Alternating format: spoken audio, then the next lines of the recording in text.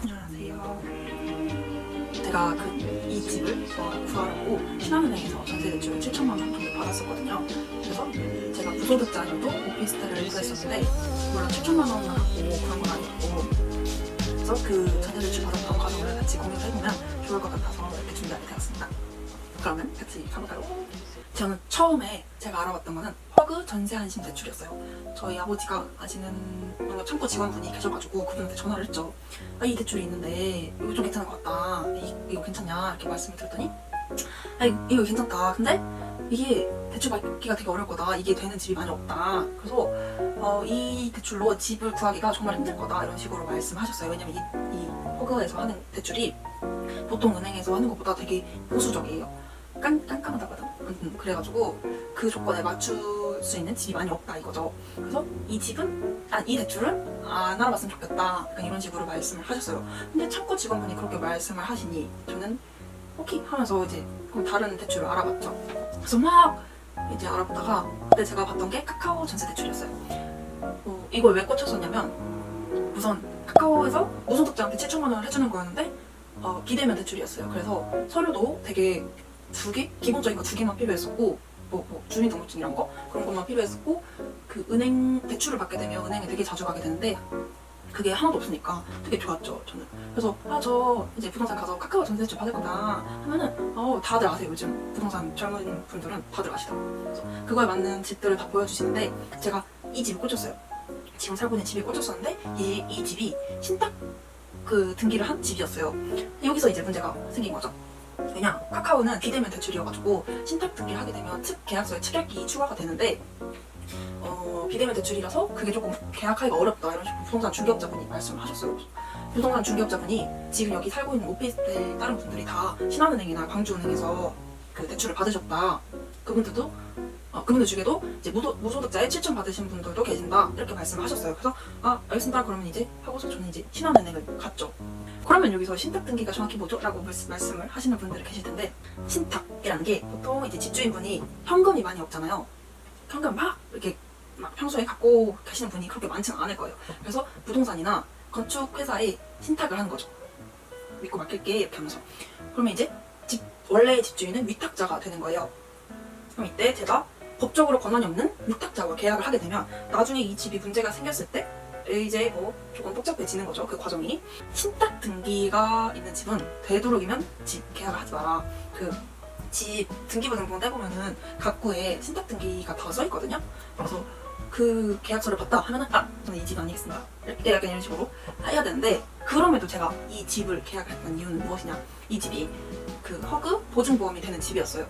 간단하게 이 허그 보증보험이 뭔지 말씀드리면 나중에 이 집이 문제가 생겨서 보증금을 제가 못 돌려받는 상황이 올 수 있잖아요. 그러면 이 보증회사에서 집주인 대신에 저한테 돈을 주는 거예요. 그리고 나중에 집주인한테 그 보증회사는 돈을 받는 거죠. 그래서 저는 이제 신한 청년 전세 대출을 받았습니다. 이게 신한은행 홈페이지 가보시면 아시겠지만 되게 비슷한 이름이 많고 종류가 엄청 많아요. 그래서 이름을 꼭 잘 확인해 주시고 조건도 다 다르니까 꼭 꼼꼼히 확인을 해보시는 게 좋습니다. 필요한 서류들을 갖고 이제 대출을 받기 시작합니다. 그 과정은 제가 실제로 진행을 했던 그 날짜에 맞춰서 알려드릴게요. 저는 우선 1월 25일에 부동산 계약을 했어요. 이때 계약금 5% 보낸 영수증을 받게 되는데 그걸 꼭 챙기세요.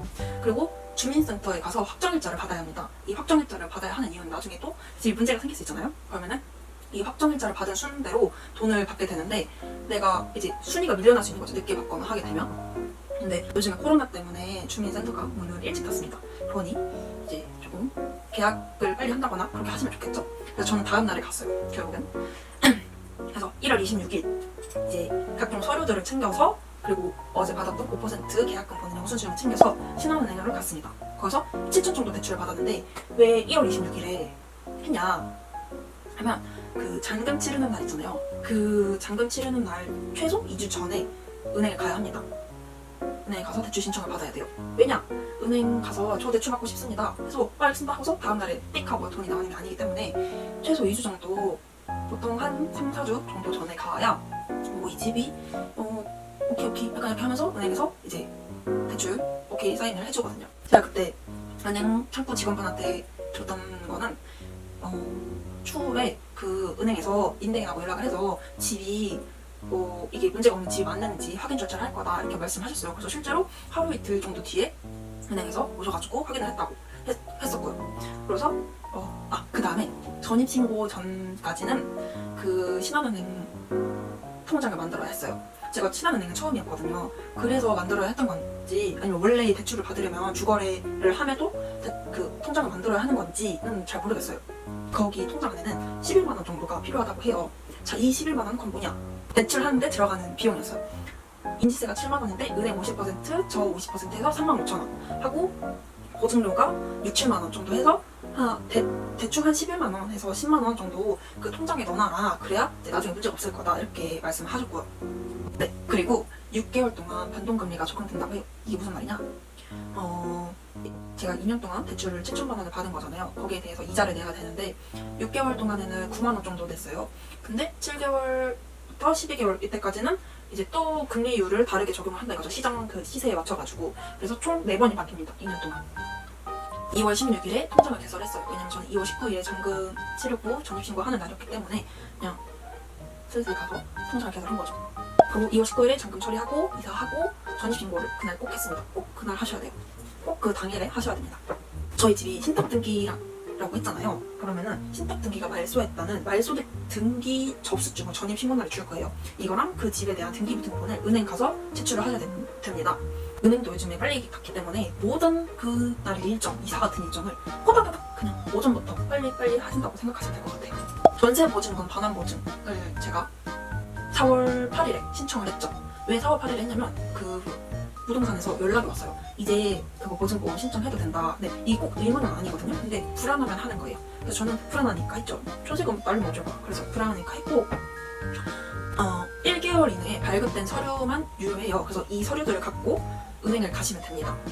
근데 이제 저소득층이라던가 신혼부부 같은 경우에 등등의 경우에는 추가 서류가 있을 수 있고 그리고 주택에 따라서 그 필요한 서류가 다를 수 있어요. 그래서 그 대출받은 은행에 전화를 해보시면 어떤 서류가 필요한지 알려주거든요. 꼭 전화를 해보시면 좋겠습니다. 4월 13일에 신탁 등기가 말소했으니 재계약을 원래 집주인과 다시 하자 해서 부동산에 가서 저는 재계약을 했죠. 이렇게 거의 2달간의 여정이 끝났습니다. 지금까지 대출을 받으면서 지출한 금액이 얼마냐? 2월 19일에 대출 받은 날에 인지세 3만 5천 원과 보증료 68,740원이 나갔고요. 그리고 전세 7천에 대한 이자가 매달 19일에 지출을 해서 98,805원이 나갔습니다. 그리고 허그 전세보증보험의 보험료가 9260원이 나갔어요. 이거는 2년치가 한꺼번에 일신납을 한 건데 싸다고 싶을 수 있는데 이게 지금 6월까지 80% 정도 할인하는 가격인 걸로 저는 알고 있거든요. 그래서 원래는 이렇게 싸진 않습니다. 제가 집을 알아보면서 약간 난 좀 주의해야겠다 싶은 것들을 말씀드리자면 제가 집을 알아봤는데 전세가 진짜 많이 없더라고요. 근데 거기서 또 대출되는 집이 많이 없어요. 그래서 정말 힘들었어요. 그래서 제가 12월 말부터 대출을 알아보고 1월 초부터 집을 구했었는데 그때 진짜 집이 너무 없었어요. 왜냐면 그 부동산 중개업자 분들의 말씀에 따르면 중기청에서 1억 정도를 지원을 해주는데 거기서 한 2, 3천 정도 보태서 그 라인의 집을 싹 다 이제 거의 사가신다는 거예요. 그게 제일 많이 팔린대요. 근데 그럼 저 같은 이제 쪼무레기들은 살 집이 극과 극으로 나뉘는 거죠. 그래서 저도 이제 나름의 기준이 있을 거 아니에요. 이 정도 크기에 이 정도 언덕은 없었으면 좋겠고 이런 집들이 거의 보통 1억 2, 3천짜리 집이었는데 그게 없으니까 돈을 더 보태거나 아니면 이제 조금 기준 눈을 낮추는 집을 가게 되는 거나 뭐 그런 식이었죠. 그래서 부동산 중개업자분들이 집이 많이 없다 막 하루 만에 팔리고 그런다 약간 이런 식으로 말씀을 하세요. 근데 진짜 난 거기서 살아야 되지 이러면서 그냥 막 아무거나 살아버리고 싶다 이런 마음이 들거든요. 근데 그때 이제 그냥 일단 침착하게 생각을 하시고 고민을 해보시는 게 좋을 것 같아요. 그 알아볼 때 전세가 많이 없다는 걸 감안하면서 조금 마음을 침착하게 릴렉스하고 알아보시면 좋을 것 같다 생각을 했습니다. 5개 은행 있잖아요. 거기서 한 2-3개 정도 가가지고 직접 상담을 받아보시면 좋을 것 같아요. 그래서 그 등기부 등본이랑 건축물 대장이랑 그리고 이 정도 갖고 있고 이 정도 대출 받으려고 하는데 뭐 괜찮을까요? 이런 거 이렇게 물어보시면 괜찮을 것 같고 제일 좋은 방법은 은행 가기 전에 전화를 해서 물어보는 거죠. 필요한 서류가 뭐가 있는지. 계약하기 전에 그 집의 건축물 대장이랑 등기부 등본을 한 번 더 확인하시면 좋아요. 저희 이 집과 계약하겠습니다 라고 말한 순간 가계약 건 순간에서 진짜 계약하기 사이까지 집주인이 어떤 걸 했을지 모르잖아요. 그러니까 그 전날에 뗀 거를 한 번 더 확인을 해봐라 이런 거고, 이때 주소지랑 소유자의 신분증이 그 계약서와 진짜 같은 건지, 그리고 근저당이라고 있는데 이 그냥 빚이라고 생각하시면 돼요. 그래서 이 빚이 얼마나 많이 있는지 확인을 해보시면 좋습니다. 근데 대출이 된다, 그리고 특히 보증보험이 된다, 이 집은 진짜 안전한 집이라고 생각하시면 돼요. 왜냐면 보증보험은 엄청 깜깜하기 때문에 집을 부동산에서 실제로 알아보기 전에 어플로 대충은 시세를 알아보고 가잖아요. 그때 이 집 이 가격이 괜찮은데 하는 집이 분명히 있을 거란 말이죠. 근데 그때 건축물 유형도 꼭 확인을 하셔야 돼요. 예를 들어 제2종 근린시설이다 이런 집이 대출이 안 나올 수도 있어요. 왜냐면 이 집 근린시설 같은 경우에는 원래는 주거용으로 만들어진 집이 아닌데 주거용으로 살 목적인 것이기 때문에 대출이 안 나오는 경우가 있습니다. 많습니다. 그래서 그걸 꼭 확인해 보셔야 되고, 이 집 보고 왔습니다 이렇게 하면은 그 부동산에서도 근데 대출 끼면은 이 집은 안 보여드립니다 이렇게 말을 합니다. 그래서 그것도 참고를 하시면 좋을 것 같습니다. 2년 뒤에 다시 이 대출을 받고 싶다 하면은 이 과정, 제가 앞서 말씀드렸던 이 과정을 똑같이 반복을 하시면 돼요. 왜냐면 2년 사이에 어떠한 변화가 있었을 수도 있잖아요. 이 집이라던가 제 소득이라던가 빚이라던가 그런 게 변화가 있을 수 있기 때문에 2년 뒤에 똑같은 과정을 반복을 하시면 됩니다. 그러면 또 대출을 받을 수가 있어요. 계약을 할 때 특약을 추가를 했어요. 3개 정도 추가를 했는데 요렇게 추가를 했거든요. 그래서 이 3개 정도는 꼭 하시면 좋겠다. 만약에 집 계약을 할 때 보통은 이 3개를 추가를 해주는 것 같아요. 근데 이게 없다 하면은 이제 집주인과 부동산 계약할 때 요거를 하시면 좋을 것 같습니다. 저 이거 특약 추가하고 싶은데 해도 될런지요? 이걸 촬영하는 게 4월 중순이에요. 그래서 그때 집을 알아볼 때 정신이 너무 없어서 이런 거 공유를 했으면 좋겠다 싶은 것들이 있었는데 그게 다 이제 저편으로 날아가 버렸어요. 정리를 좀 늦게 하는 바람에.